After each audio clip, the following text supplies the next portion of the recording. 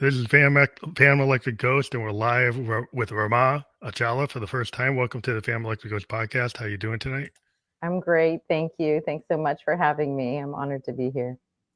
Well, it's great to talk to people from around the world. Before we get to the heart of your story, we always ask every guest a couple questions. One of them is, what motivates you?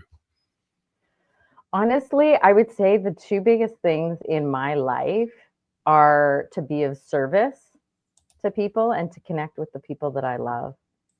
So, what motivates me is to be of service, is to take the challenges that I've been through and to be able to serve other people who are going through those similar challenges. Is there like pay it forward from your life lessons learned?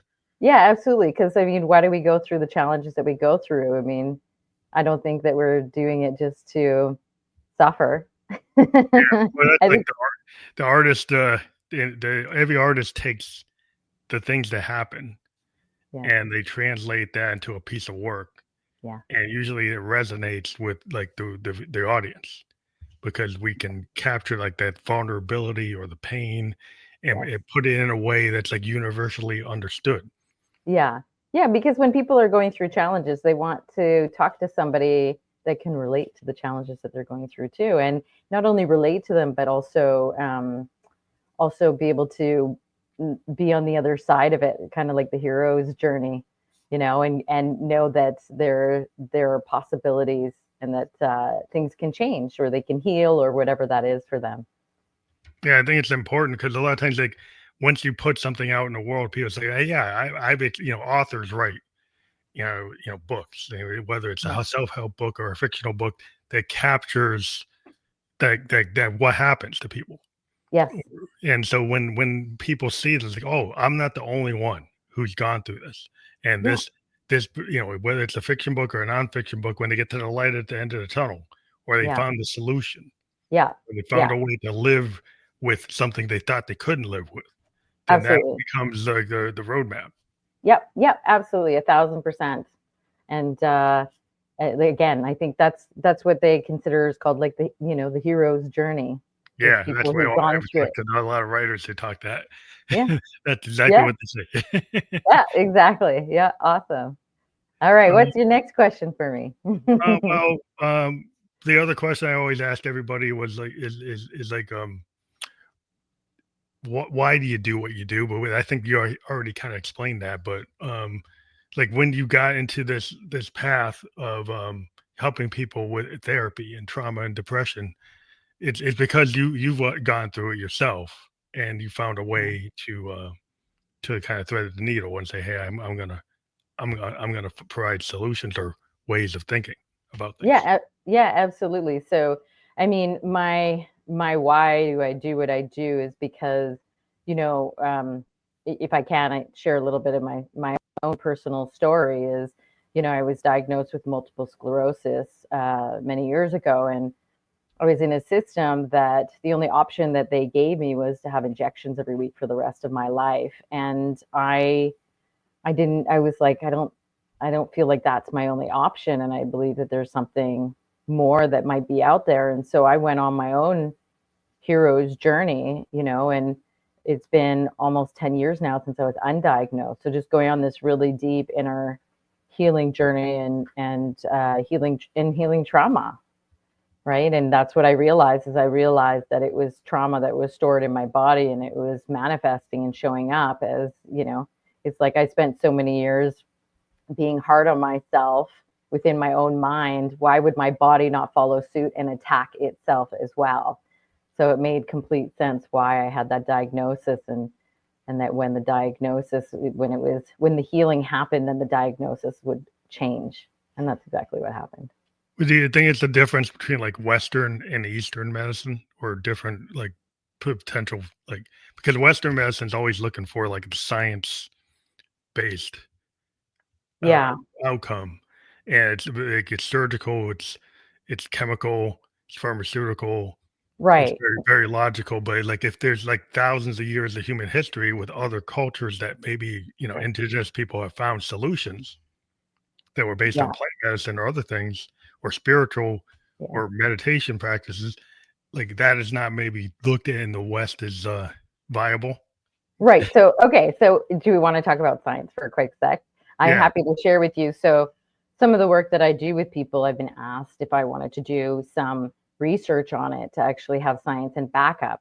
So, the way that they do science, and I think most people don't understand this, is science is always changing. You have to be able to mimic the exact same thing over and over and over again, and you can't. And especially when it comes to humans, because you don't have all of the information, or we don't have all of the information when they're doing that.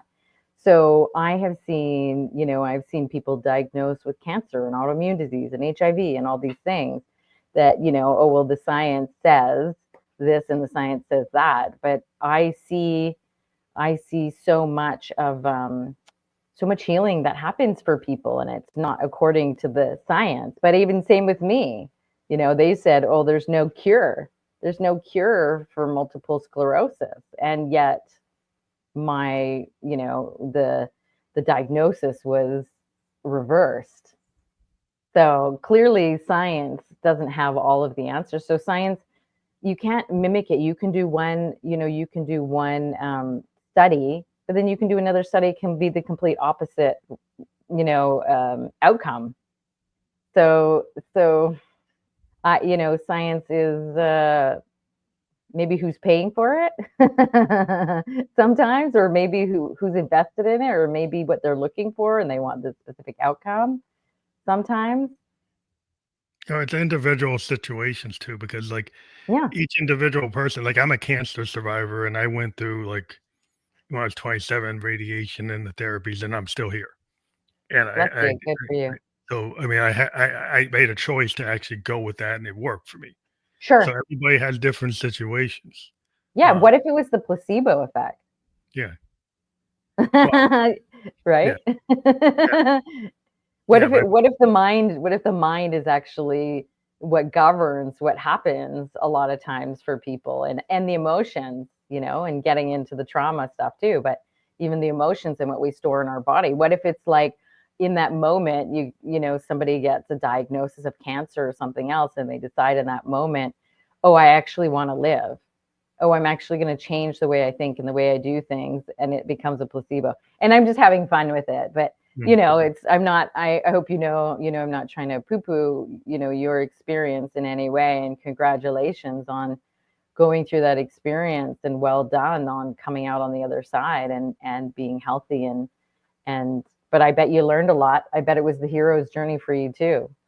yeah, I mean I had to go through the surgical procedures and go through like, it was a level 3 sarcoma Yeah. and it had to get physically removed because it was there. Yeah. It's external a tumor. So Yeah. in situation, my situation was pretty clear. Um, the tumor was there, and Yeah. whether or not I could get rid of it in other ways. Um, Sure. yeah, but it's like in terms of like what people go through is like every individual, like the science can only go so far, like you're saying. Like if you have an individual and that we don't know the full extent of people's mental capabilities, like the brain hasn't been fully understood. Like we don't even use most of it, right? 100%. So if you start to align, and this is where the Eastern kind of philosophies, indigenous philosophies, is like you can start to control things that because you start to focus on your mind, right? Yeah. And you start focusing on there's all these systems that your body runs subconsciously. Yep. If you start getting better control of your mind, you could actually maybe even affect those things. Yep. Indigenous cultures and different Eastern philosophies through, meditation, better nutrition, Yeah. other practice plant medicine that you can actually so I'm aware of those things. And I as I got out of the cancer, I've done more things that are more holistic to Mhm. maintain not getting the cancer back. So I Yeah. understand what you're saying. It's like if you change your mindset and say, hey, I don't need all these things that are carcinogenic Yeah. in my system. Yeah. I need to have better practices, maybe meditation. I'm a Buddhist, so Yeah. those things Okay. I think is like that starts putting you on that road, right? Yeah, absolutely. And I'm something that's called Métis. I'm in Canada. So Métis is part indigenous, part what you'd say Native American. Up here Mhm. we say First Nations. So I have and I've spent a lot of time on reservations, and the culture and the different ways that they think about things, and sun dances, and vision quests and Native American church sitting with peyote and all of these beautiful ceremonies that they have. And um, I I believe part of the trauma and part of the challenge, and again, why a lot of people are being diagnosed with things, and I think this is just part of the equation. It's not the whole equation. Is that we are also so disconnected from ourselves and from the land and from each other and from source, and I believe that that has such a big effect on us because we're not really meant to be in four walls all the time, whether it's a car, you're going from car to house to a job to all of these things. I don't believe that we're meant to live that way. We're Because it's only been, it hasn't been many generations that we've started to live this way more and more, and especially with technology. I mean, it for purposes like today, I mean, the technology is great and it's great for getting information and to not feel alone and to have support and all kinds of stuff. But at the same time, we need that balance. We need to be out in nature every day. I'm out in nature and walking in the forest every single day. That's my church, and that's where I go, and that's where I need to be to connect, because that helps keep me grounded. Otherwise, we're kind of out floating or in our mind a lot, and I think it creates disharmony or dis-ease within the body. I think that's part of it too. Yeah, I think the industrial and the chemical, the mechanical revolutions, they started to say human beings need to be in this kind of industrialized, Yeah. computerized, four wall world where humans before that, we're indigenous, so we move. Yeah. If you live by the river and the river rises, Yeah. you moved. Yeah. Yeah. You Exactly. didn't let it's like you're creating a tragedy because you're actually not mobile enough. Yeah. Like Or you. you're thinking like I will be permanent rock here at the river, but the river it expands and it expands, but now you expect that it's not going to expand, or Yeah. maybe it will. Yeah. No, it's true. And no, most people. I mean, It's so beautiful where I live. I'm in British Columbia, and so I go again when I go into the forest. I just go and pick. I get to pick berries and just eat Mhm. them on my walks, and stuff like that. And most people, they wouldn't even know they might poison What themselves. to eat? Yeah, they don't know what I to. don't know. We lost a lot of innate knowledge. There was a lot of knowledge that Yeah. humans had. When then Yeah. we kind of gave it up and said, well, the pharmaceutical company can have this, the chemical company can have this, the Sure. engineering company have that. So we lost a lot of knowledge. And they Yeah. kind of took it and said, now we'll sell it back to you. Yeah, it's true. That's true. I agree. I agree. It's true. And then, and I'll say this one thing, and maybe we won't jump down too far down that rabbit hole, or maybe we'll have another conversation one day and jump further down that rabbit hole. But, why is organic food more expensive than food that's sprayed with glyphosate, Yeah. which is Well, a poison, yeah. I right? have So it's like, there's a big problem because like the price of our tech goes back to even electricity. yeah, You go back to the creation of the electric revolution, right? yeah, GE and all that. I'm just going to point out one thing. Like PCBs yeah, totally pollute most of the major waterways in North America. yeah, And it was the convenience of electricity is really good, but sure. there's a lot of people got cancer because of that. Yeah, Right. So like the people don't equate the price of your you have to look at the price of the tech. yeah, Even this the AI revolution today. There's yeah, a cost in CO2, there's a cost in water availability, and people yeah, don't want to think about that. It's, "Oh, I wanna use it to figure out what to wear. yeah, I wanna use it to ask some inane thing." But yeah, then it's like, are you actually looking at the holistic effect of what you're doing?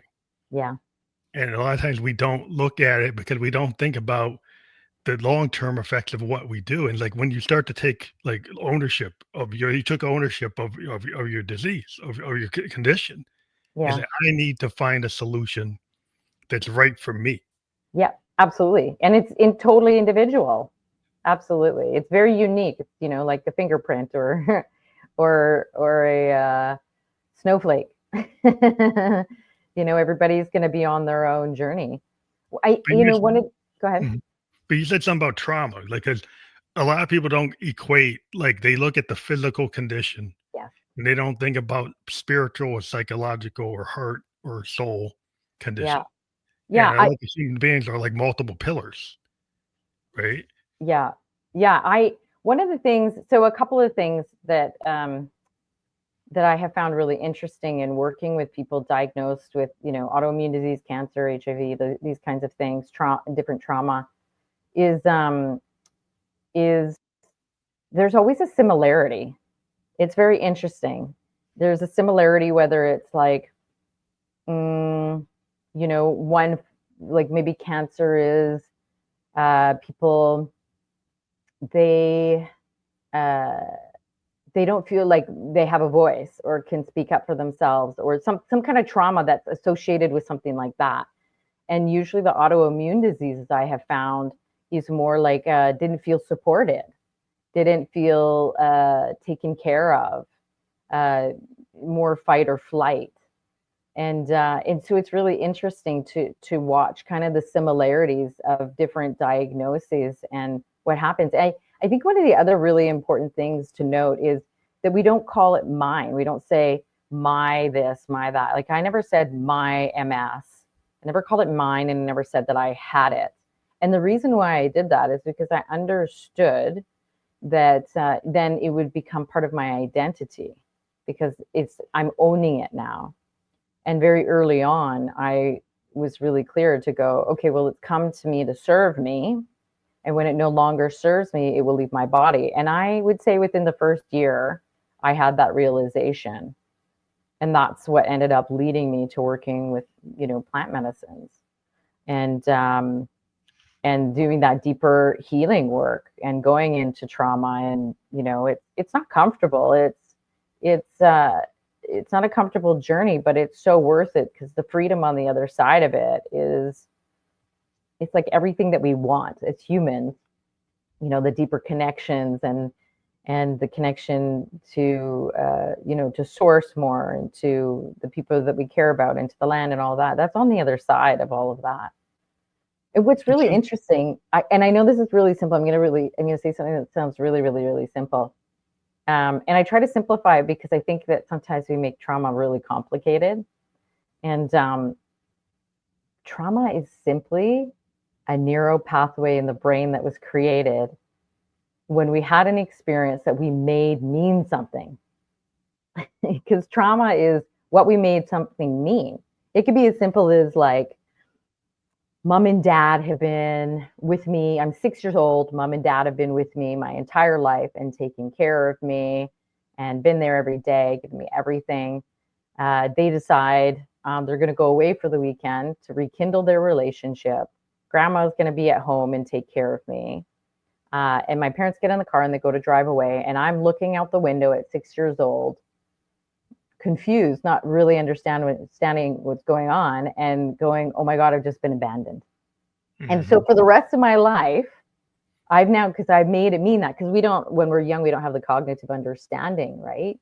We don't understand what something means. And so we just make it mean something. And so now for the rest of my life in relationships, I have this fear of being abandoned. And so now I'm trying to work that out for my entire life. And I may or may not even remember the event.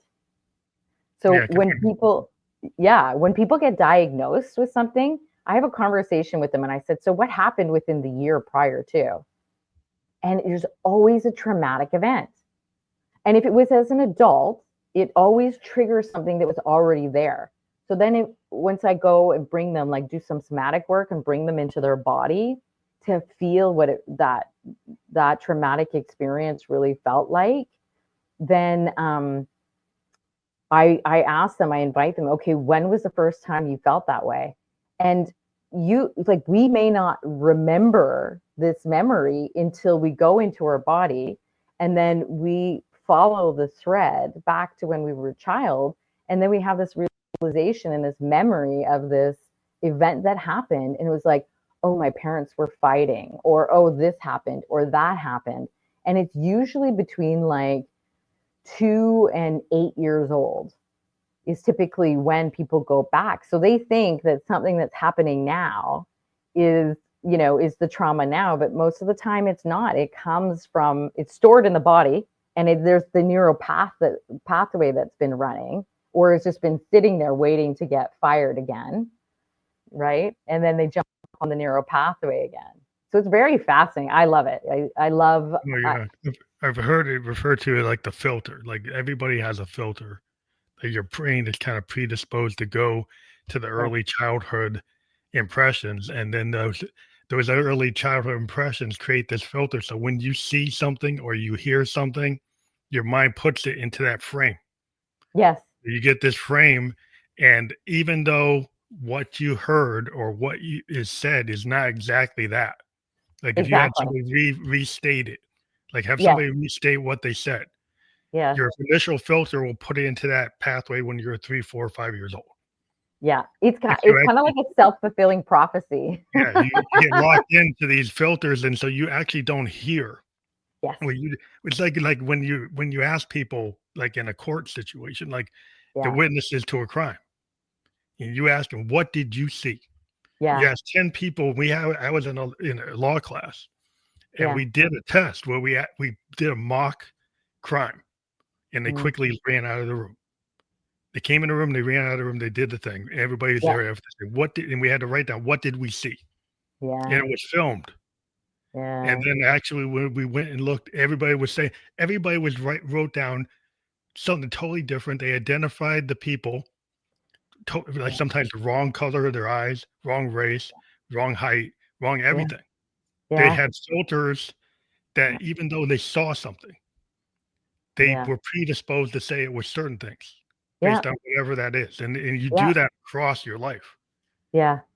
Yeah, well, that drives our decisions. Like most people don't understand too that every decision that they make is based on that. And a lot of times, you know, in life, people are making decisions not to move towards something that feels good, but to stay away from something that doesn't feel good.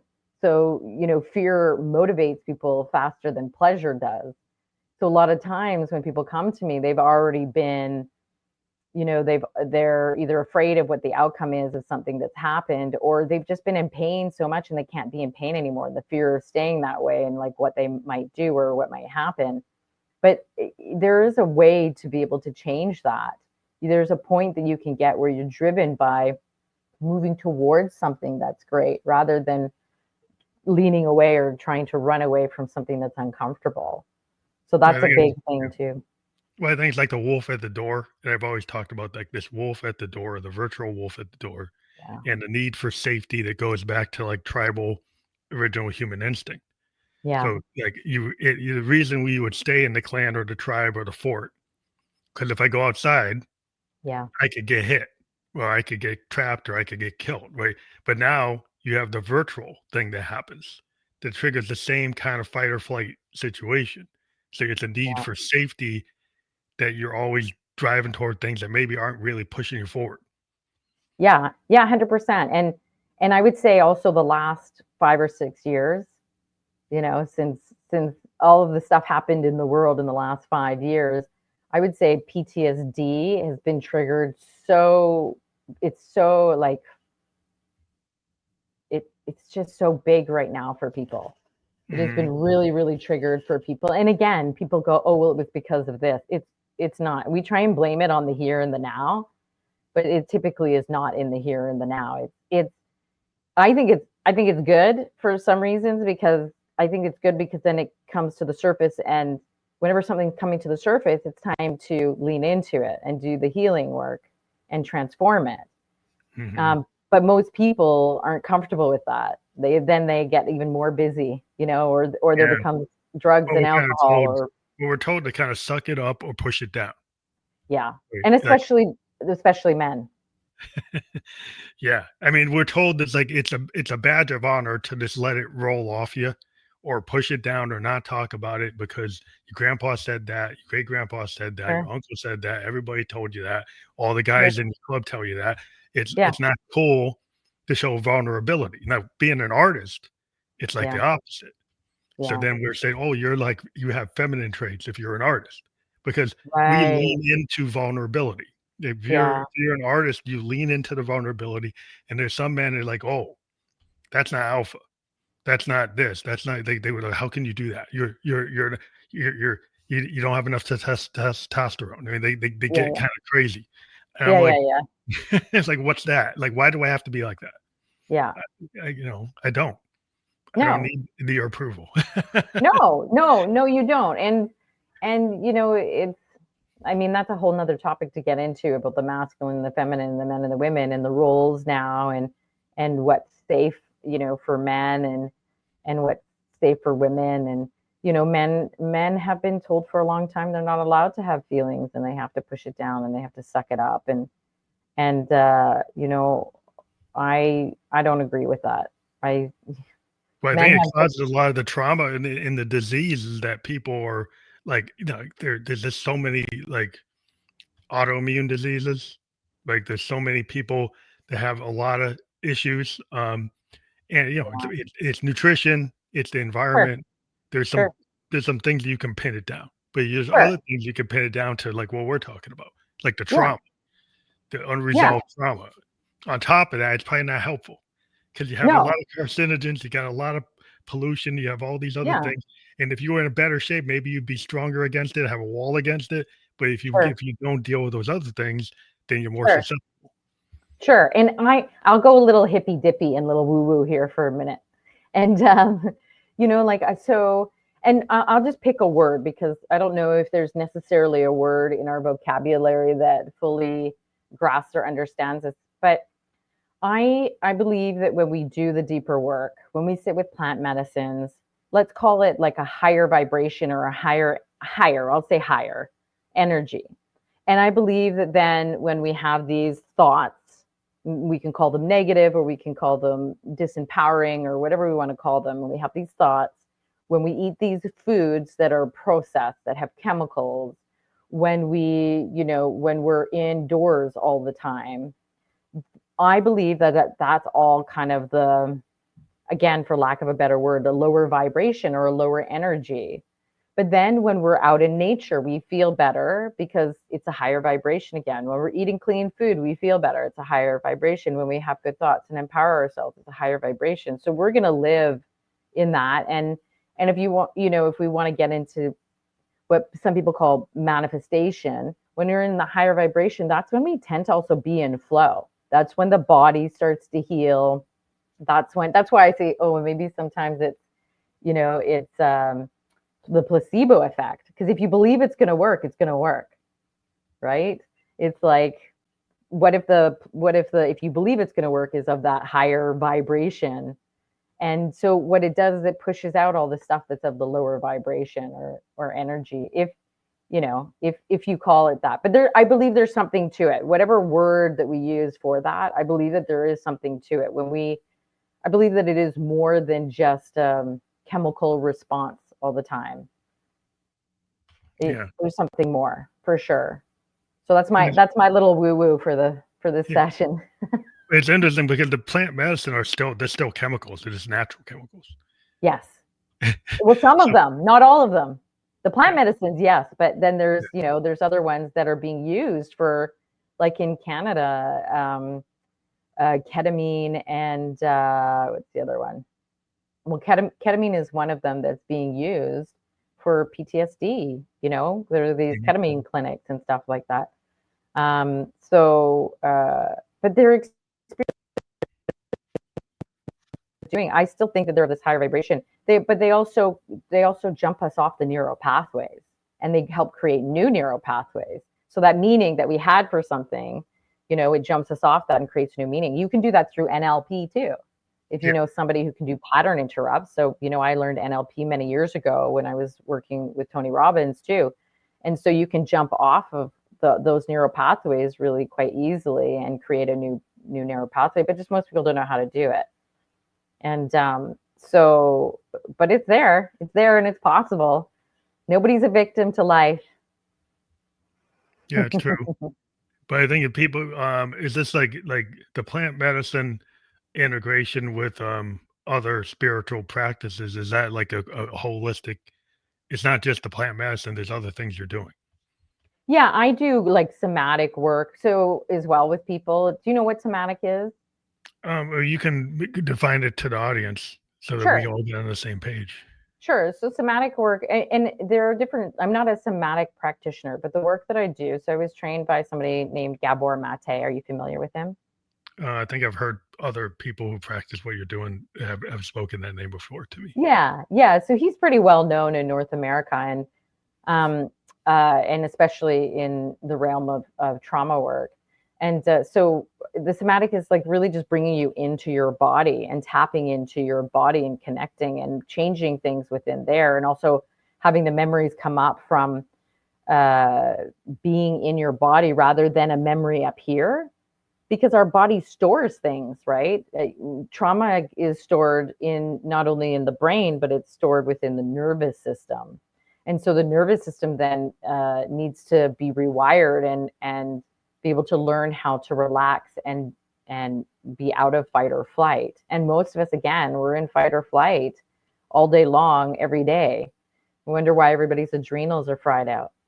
And they're Yeah, well, exhausted. I mean, the wolf at the door is like the modern world, the industrial world, the technical world Yeah. is bringing those stress factors in all the time, and Yeah. so you're getting worn out, Yeah. right? And unless you find a way to remap your responses, like to not be just auto response. Yeah. They Yeah. have to like, I'm a software designer, right? So we change code, we remap things. We actually have Yep. a term called remapping. Yep. We remap our foundational data structures Yep. all the time because things are, in the tech world, there's like exponential change. Yep. So Yep. the foundations are getting, like remapped, from the structural change all the time. Yep. So Yep. we have to come up with whole new baselines. Yep. Yep. It's basically like retraining everything, like you should start from zero again, and you're relearning everything. So Hmm. the brain can do the same thing because the computer is just an approximation of like a human brain. We're trying to make a copy, but it's not even anywhere close to what we can do. Yeah. 100%. So I know you can do it. Yeah, I agree. I mean, if I can do it and you can do it, then everybody else can do it too. And it's just having the right tools and having the right people in place to support them on to navigate that. I'll share a little story with you because because you were talking about kind of you know changing the coding. So I've seen something that I would call spontaneous healings for people. So there was this one woman in I was in Costa Rica, and I met her, and she was diagnosed with leukemia, and she didn't know what to do. Her husband had passed, and so she was kind of on this solo journey now, and she was writing a book, and I just my heart went out to her. I just really felt really connected to her, and I said, "Can I support you by serving something that's called Kambo?" And it's secretion from a giant tree frog that's in the Amazon rainforest. Um, and just a side note, the frogs are not harmed in any way. It's ethically harvested by the tribe. So um, I I asked her, like, can I offer this to you? I don't need anything for it. I just feel really called to share this with you. And she said, okay, yeah, sure. And she, at this point, was off of antidepressants, but she had been on antidepressants for 30 years of her life. Mhm. And she, when I served the Kambo to her, she said that it felt like this warm hug, and she felt this unconditional love she had never felt in her life.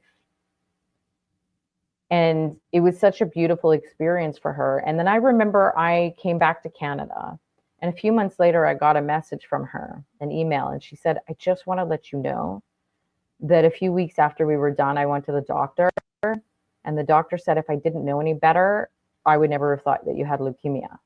So leukemia had poof, just disappeared. And so for me, what I see in people is I see when this feeling of unconditional love, and I've seen it numerous times with clients, this feeling of unconditional love that people have never felt and so long for. So I think as humans, we all want to feel that love, that we don't really get to experience with other humans.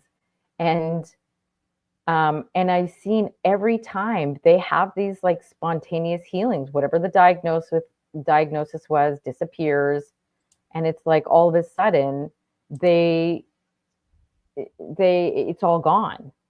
So you were saying like you're doing this reprogramming, or in this like recoding, and I believe that that happens too, and that can happen with some of these plant medicines.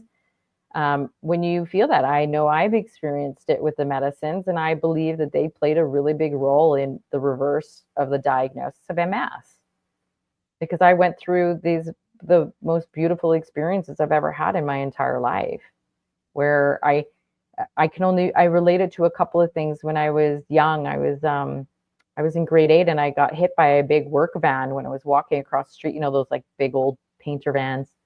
And I flew 30 feet and I got knocked out. And I was floating in the air looking down at myself.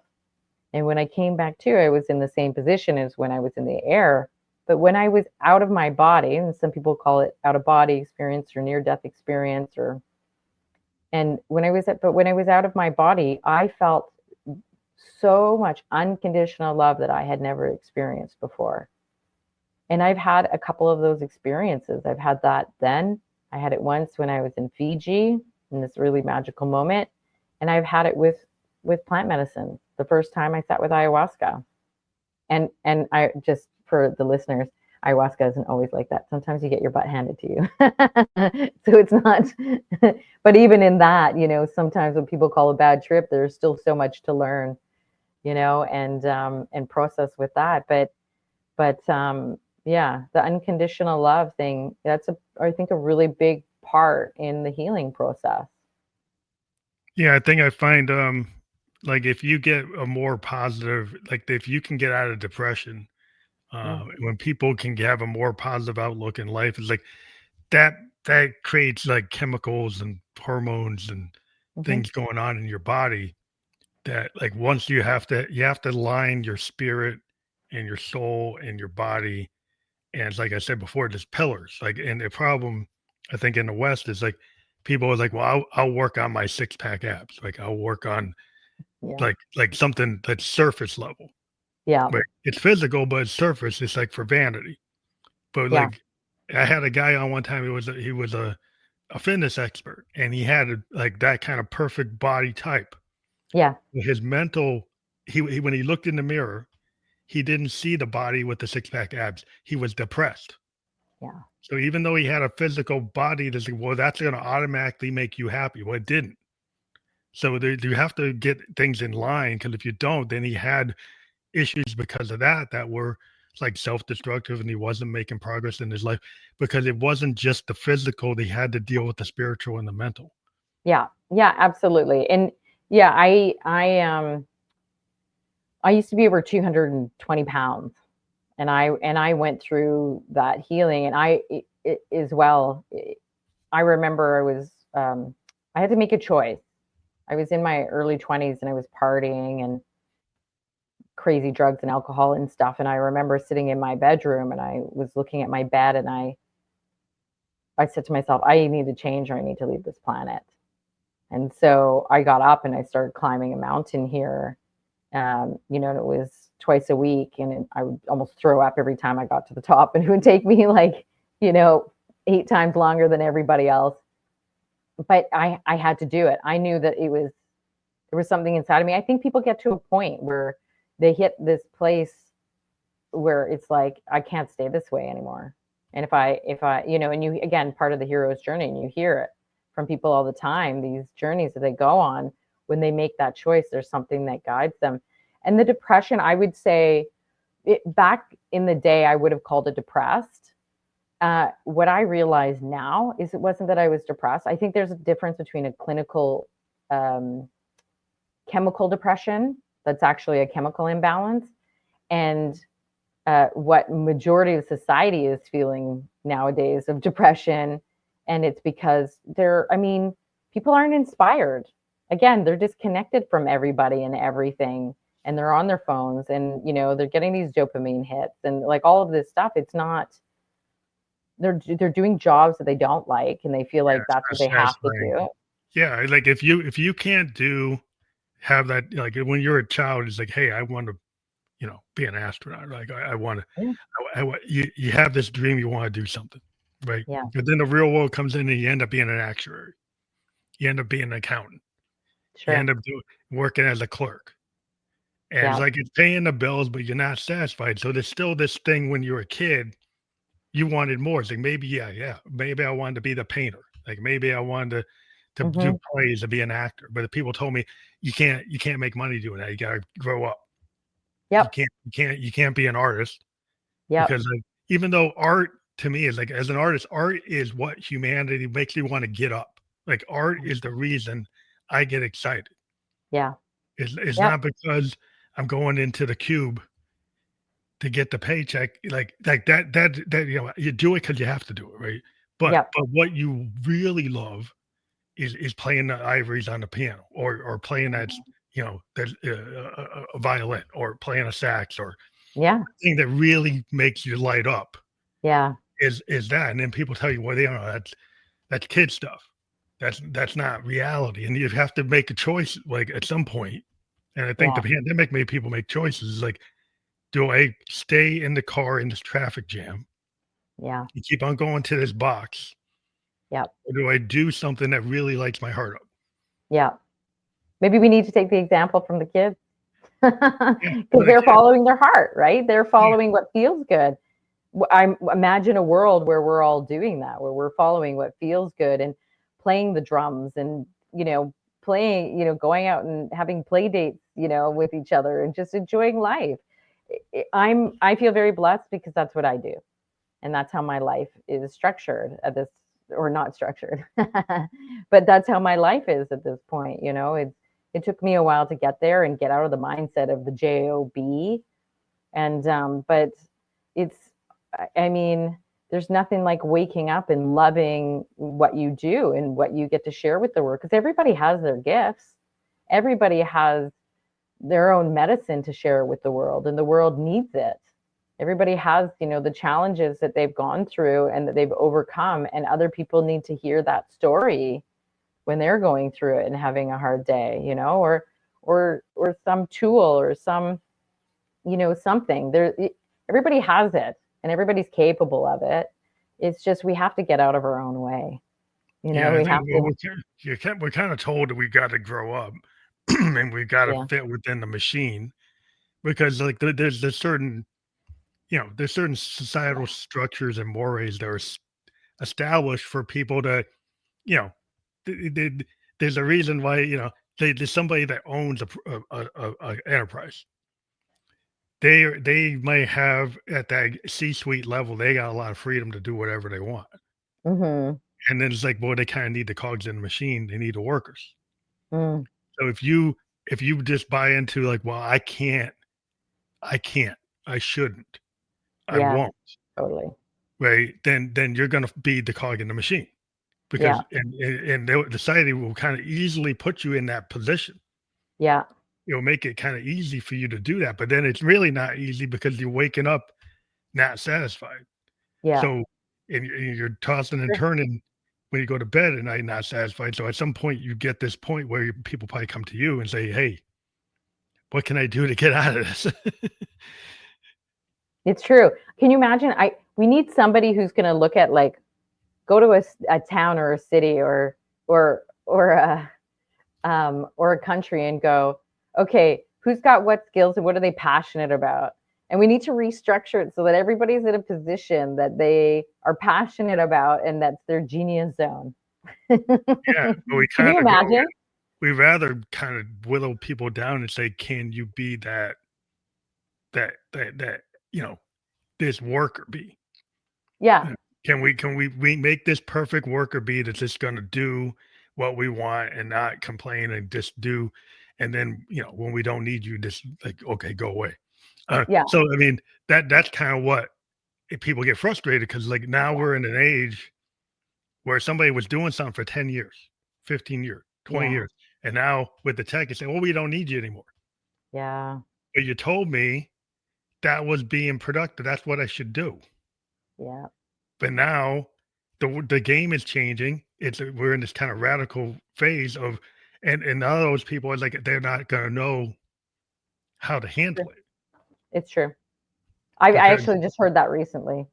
yeah, yeah, That somebody it's here, they're like, oh, they just laid off 1,500 people. I was like, well, I it's the was like, trend. oh I my mean, God. we're kind of in this, it's like the horse and buggy to the car Yeah. age, but it's on steroids. It's Yeah. across multiple That's true. industries, like whether you're white collar or blue collar.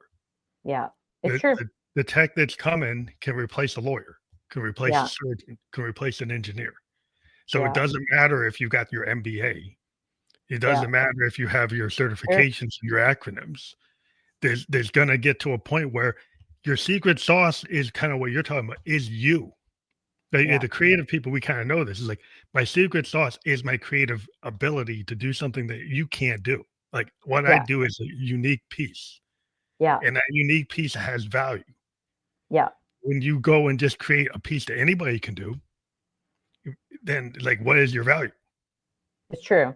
It's true. I remember working with clients, and some of them were transitioning out of a job to kind of work for themselves because they were empaths and people who had healing offerings that they wanted to share with the world. And they're like, well, but I don't know what modality. And I'm like, doesn't matter what modality you choose. There, people are going to come to you because they resonate with you, because there's something about you that they connect with. So all you need to do is just keep doing your own work and keep expanding yourself and keep doing your own healing work. And whoever feels, that it's in alignment and they are attracted to that, they'll come your way. And that's it. That's all you can do. It's law of attraction. It's kind of like with musicians, we kind of believe we play with frequencies.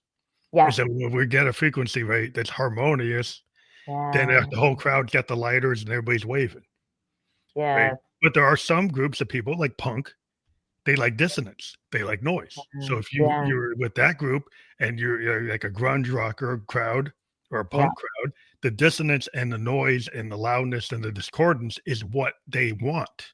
Yeah. And Yeah. within that area, you're going to be vibrating in the same frequency. Hmm. So in some situations like this, the distance is the thing, and the Yeah. harmony is the thing over here. They can Yeah. kind of live in the same. They can live at the same time. They can live in parallel places. It doesn't have to be one or the other.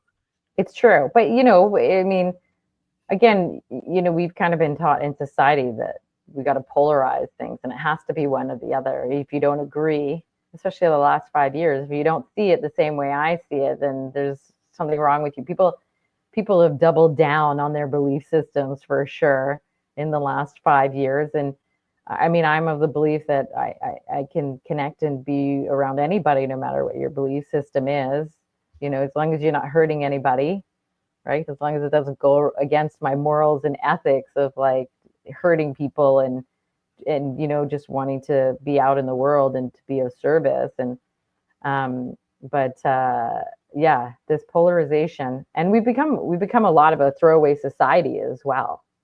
Yeah, It's well, always like the next. Yeah. yeah. The problem is like you throw away like entire Sure. populations. Like if you get like if Sure. or skill sets or like people like and you don't have like an immediate solution. Yeah. So when people become obsolete, Yeah. and then there's no Yeah. bridge and Yeah. there's no place. It's like you have like kind of casualties or collateral damage, what we call like in political science. Yeah. You can have collateral damage and it's a real thing. Yeah. It's like the individualism is very important, but when people have been trained, right, Hmm. then they don't have the tool set at the moment because you didn't show them that they could, Yeah. right? So if they don't believe they can, they need that therapy. So you have a Yeah. large like macrocosm of people Yeah. need that training. If they don't get it, they don't see it. Yeah. It's true. It's true. I'm going to relate to something kind of funny, but my dog doesn't know the tricks she can do unless I teach her the tricks that she can do. She doesn't know what she's capable of, and she can jump up on 6, 8 foot stumps, but she wouldn't have known that had I not helped her. Sure, to do it, yeah. You don't Yeah. know what your possibilities are, and a lot of people Mhm. create their own glass ceiling and Yeah. didn't know they could bust right through it. They had the hammer, they could do it. Yeah. But they see Yeah. it, like, they hit it, and it's like, "Well, that's tough." And Yeah. it's like, Yeah. "No, And it's not even, so tough, you can break right through that." yeah, it's like with clients. It's so interesting. Like I remember I had a client a few months ago, and she was, there was always something physically, or there was always some kind of illness. There was always something, and she recognized that. She thought, I don't know what's going on. And so I had a question that I asked her, and I said, "So who are you without that? Like what does your life look like without?" Because she's like, "Oh, it's been since I was 6 years old or 8 years old." And Mhm. I'm like, so who are you without that? Like what is the need that you're getting met to kind of stay in that? And she was like, "Oh, it's that I feel like I actually belong somewhere because, like other people can relate." And it's like, "Oh, I have this connection." So she's settling for this connection with people just to relate rather than feeling healthy and it's fascinating again the way the brain works and the neural pathways and kind of how we live these like self-fulfilling prophecies when we don't understand what has been driving us, because most Yeah, people don't know that every decision that we make is based on these experiences that we had. And it's like if I can, with my clients I support them in kind of looking at the thread and what takes them back to the choices that they make, all those, because what shows up in one area shows up in all areas. So they make this one decision, but this decision, you follow that thread back and it goes all the way back to, oh, this happened when I was younger. So I made this decision because I didn't realize I was actually avoiding this over here. It's yeah. like, it's It's very, like a very lot of fascinating. cascading logic, because once it's like something happens, it can exponentially get better or worse. Yeah, yeah, yeah, yeah, It's like yeah, it's non-decisions are decisions. yeah, And so, like, when people make choices, like you're setting up a path, you're yeah, setting up a directional path, and sometimes you create loops, yeah, we call it, yeah, like, bad loops. Like, yeah, in yeah, computer code, you can make a loop, and it goes an infinite loop, and it never goes to what the next module, sure, but it gets stuck. yeah, It's yeah, stuck yeah, in this process, and you get the blue screen of death. You get this errors out, it never completes the task. yeah, yeah, It gets caught up in the loop, and a yeah, loop becomes what it does. yeah, yeah, And I yeah. think people get into the same thing. Yeah, I call it the hamster wheel. And some of my clients, I send them one of the YouTube videos of the hamster on the wheel and it's going around and around, and then its foot gets caught, and then it gets flipped. It's flipping around on this wheel, and then it gets its foot loose, and then it falls off the wheel. And then what does the hamster do? It gets back on the wheel. Yeah. And that's what it knows. That's what you know. Like, the code is kinda like it's gonna keep on going into that loop until you fix it, Yeah, yeah, until you it, you yeah, you fix the bad syntax that's yeah, causing there's a comma in there. yeah, There's, like, a missing, like, statement. yeah, Like, you yeah, get to the core, like, what's the root cause of this problem? yeah, yeah, Oh, yeah, it's yeah, an error. It's yeah, somebody mistyped something. You yeah, you send it to, like, somewhere it's gonna go nowhere. yeah, So, yeah. like, then you have to solve the problem, but the problem is a lot of times people, they don't wanna solve the problem. It's They true. wanna look at the root cause analysis is like, why are we where we are? Yeah. Yeah. Yeah. And I think a lot of times they don't want to solve the problem because they don't know what's on the other side of that. I think the fear of the unknown is huge for people. And when they don't solve the problem, they people get comfortable. I think as humans, we like predictability. I think the mind likes predictability because it gives us this false sense of safety and security. And it's not actually true. We're still, the wolf is still at the door. Yeah. But sometimes you have these external events, it's like, like a hurricane. Sure. You live by the shore, it's like, you really can't stay there. Like, you wanna stay there because 'cause "This is Yeah. my couch. I like my Yeah. couch." Yeah. Yeah. Yeah. But Yeah. the Yeah. storm surge is coming. If Yeah. you stay on the couch, you're gonna be in the surge and on the couch. Yeah. It's like Yeah. at some point, you have to walk out the door and Yeah. evacuate, but you get Yeah. into this mindset, I can't do that. Yeah. And Yeah. so you have to get sometimes it has to get pushed on these, like somebody grabs you and they put you in a boat and they move you, Yeah. Yeah. right? Yeah. Because like somebody has to help you, Yeah. right? Because if Yeah. you don't do it, you're gonna just stay there. Yeah. Yeah. It's true. It's true. Awesome. But Yay. Great conversation. yeah, it's just I think a lot of people get the parallels. We're talking about. Yeah. But it's just being able to find another solution other than what Yeah. maybe going to the doctor, right? Yeah. If you like, I had this conversation earlier where, like, if you have your car and the red light goes on your engine light, Yeah. right, you go to the mechanic Yeah. and then you pay to get it fixed, and then 2 weeks later it comes back on. Yeah. Are you going to keep on going to that mechanic, Yeah. Right. Exactly. Yeah. I've or are been you there, gonna, done that. or are you going to go somewhere else? No, I go somewhere else every You don't time. want to go somewhere else, right? Yeah. Yeah. Yeah. Absolutely. Yeah. Yeah. Well, and that's what I did, right? That's what I did on my journey of after being diagnosed, and they wouldn't give me any other options. And I was like, well, you don't know why people are diagnosed. You don't understand the long-term side effects of the drugs. And you don't understand why people relapse. And you're only giving me one option for healing, and it's injections. And I don't know what that's going to do to my body. So, and gratefully, I didn't follow through with that because, again, then now it's been 9 or 10 years since I was undiagnosed. And I can't imagine, what the side effects might have been from those drugs from all that time, all those years. So, yeah, yeah, Things. yeah, Well, it's good to have your example. You're paying it forward. You're showing people another path, and people, yeah, it just like we do have your new website, that www.inner-transformations.ca, and then we got yeah, your Instagram, Heart of Kambo, and yeah. those are going to be fully clickable. People, if they click on your website, what do they find there? Just a little bit more information about me and what I offer, and also plant integration, plant medicine integration. So I also offer that, and as well as doing some of the somatic kind of coaching sessions, and also Kambo for where I'm doing Kambo when that links to my Kambo website. Okay, I want to let people know those are fully clickable within the podcast descriptions of the channels that we're on. We've just been on LinkedIn, YouTube, and Kick live, and we'll be on all the other channels. You can watch a podcast or listen to it by the end of the day tomorrow. Places like Apple Podcasts, Spotify, iHeartRadio, Amazon Podcasts. So I want to thank you for being on the show today. Thank you so much. It's been an honor. I've really enjoyed our conversation, and I hope that people find some value in what we've shared today.